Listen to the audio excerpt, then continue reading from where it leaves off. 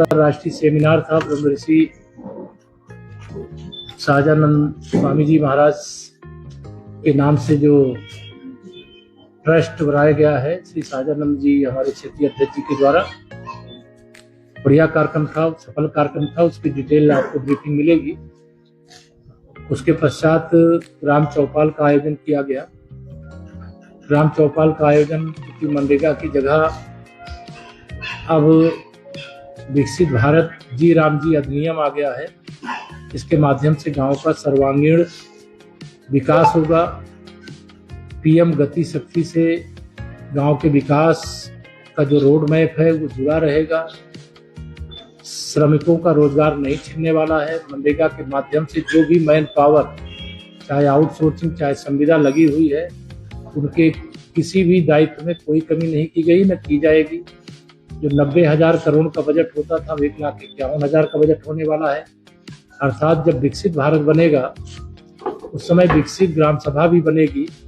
इसी लक्ष्य को लेकर के माननीय प्रधानमंत्री श्री नरेंद्र मोदी जी के नेतृत्व में केंद्र सरकार ने मनरेगा रूपी दानों ने जो भ्रष्टाचार करके 11 लाख करोड़ खा गया था, अब वह 11 लाख करोड़ अगर खर्चा होगा तो गांव स्मार्ट सिटी की तरह स्मार्ट ग्राम सभा भी बन जाएगी, ऐसा पूरा विश्वास रखते हुए बाकी जो जनपद में विकास कार्य हैं उसको तेजी से आगे बढ़ाने के निर्देश दिए गए हैं। महिला सशक्तिकरण की दिशा में आवश्यक कदम जो भी उठाए गए हैं अच्छे उठाए गए हैं, उसके लिए तो मैं साधुवाद देता हूं, लेकिन और अच्छा प्रयास किया जाए ऐसा मैं आज की बैठक में यहाँ पे निर्देश भी दिया हूँ।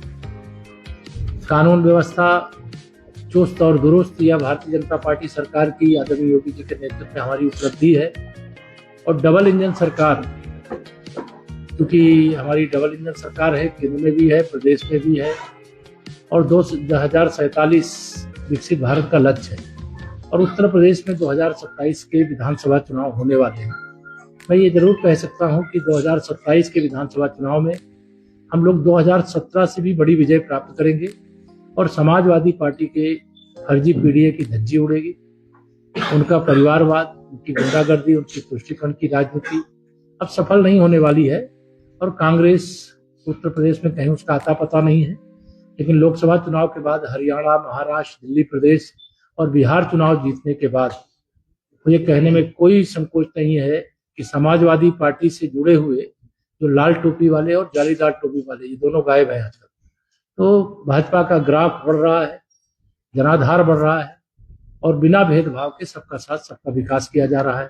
पश्चिम बंगाल में भी भारतीय जनता पार्टी चुनाव जीतने जा रही है। ने कहा कि जब सत्ता ने जब जुल्म करना शुरू किया तो उसे कलयुग आ जाता है, अधर्म। देखिए, श्री अखिलेश यादव जी बिहार चुनाव में पराजय के बाद बहुत बौखलाहट में है। उनको बिहार चुनाव के पहले लग रहा था कि बिहार में आरजेडी की सरकार आ जाएगी और उत्तर प्रदेश में समाजवादी पार्टी की सरकार आ जाएगी, लेकिन अब उनको भी पूरा विश्वास है कि 2047 तक न कांग्रेस आने वाली है, न सपा आने वाली है, न आरजेडी आने वाली है, और पश्चिम बंगाल में बची कुछ टीएमसी और तमिलनाडु से डीएमके भी जाने वाला है। यूजीसी के लेकर सर सवर समाज सर बहुत नाराज है, इसके बारे में क्या? कोई नाराज नहीं। भारतीय जनता पार्टी अगला वर्ग भारतीय जनता पार्टी अगली जाति, पिछड़ी जाति, अनुसूचित जाति की जैसे गंगा यमुना सरस्वती की त्रिवेणी है, वैसे ये त्रिवेणी है। यहाँ पे सबका साथ सबका विकास, सबको सम्मान दिया जाता है। जो पीछे छूट गए हैं उनको आगे बढ़ाने के लिए जो जरूरी कदम होता है उठाए। Sir, deputy CM Brajesh Pathak ने कहा कि अगर सपा को मुसलमानों का वोट न मिलेगा तो वो प्रधानी भी नहीं जीत पाएंगे। ब्रजेश जी पाएंगे तो उनसे पूछना आप किस परिपेक्ष में कहें, आप किस लिए सवाल कर रहे हैं?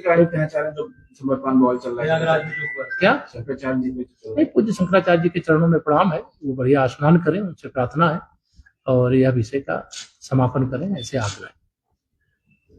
बस, धन्यवाद।